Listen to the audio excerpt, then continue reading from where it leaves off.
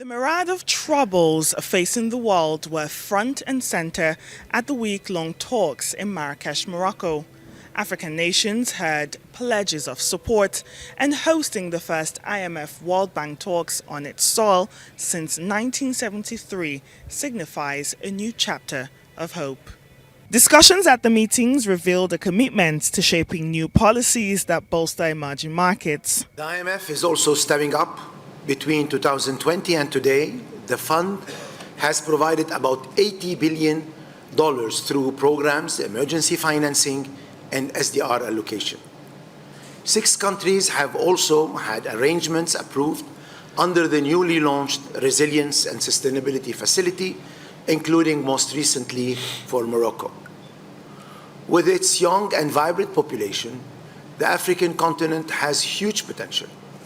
Now it's the time for Africa and the international community to come together and help the continent make greater progress in its pursuit of stronger growth and resilience. This is as the World Bank president emphasized sweeping changes in the organization's outlook and strategy, marking a turning point. We have to be the hand on their back, moving people forward.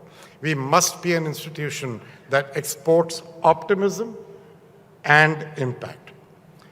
But we must change to make good on that promise and deliver on what is being demanded from us. So the World Bank is turning to face the wind, and that evolution began months ago.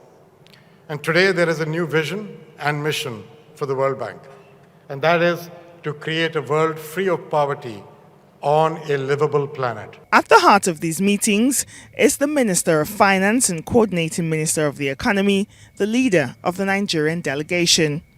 His appointment to chair the African Governors Forum for the World Bank after 6 decades marks a significant point.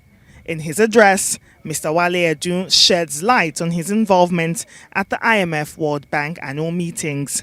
At the International Monetary Fund Committee meeting, where I represented 22 sub-Saharan countries, I highlighted that interest rates, higher interest rates, have increased the debt burden and they've reversed the flow of capital. They've slowed down the flow of capital from the developed to the developing world.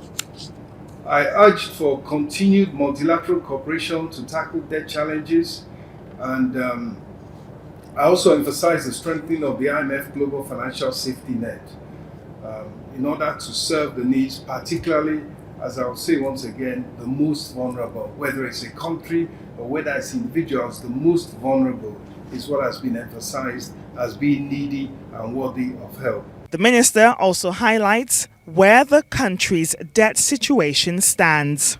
I think in terms of debt restructuring, basically once you have debt, I agree with you that you don't have to wait. What you do is you look for opportunity.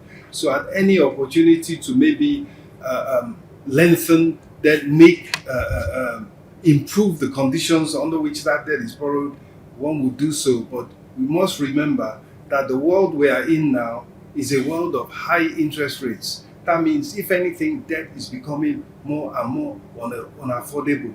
So if you have cheap financing, you better hold on to it as long as you can, as long as you are comfortably, servicing it. In the cases where you can't, you need to find the money to pay it down to make sure that it is not a burden. And that leads really to the second point that Nkechi raised, and that is the opportunity to attract investment. There have been many conversations, and as I said earlier, the narrative, in all honesty, the narrative is that with the bold, courageous steps that Nigeria has taken,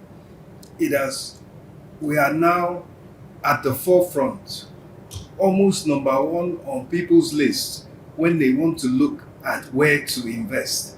While Morocco grappled with the aftermath of a devastating 6.8 magnitude earthquake that claimed thousands of lives, the nation shows resilience. Contrary to concerns that this tragedy will deter tourists, Morocco saw an upsurge in tourism with almost 1 million visitors in September 2023, reflecting a 7% increase compared to the previous year.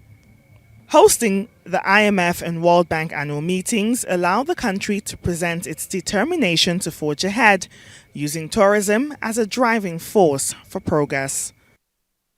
It's always tea o'clock in Morocco, a symbol of family and friends gathering, and the first thing prepared to welcome guests. I'm here with Ahmed, and he's going to tell me about the traditional Moroccan tea. Yes, this Morocco tea, this water hot and green tea and white tea. You have 14 или 13 different tea.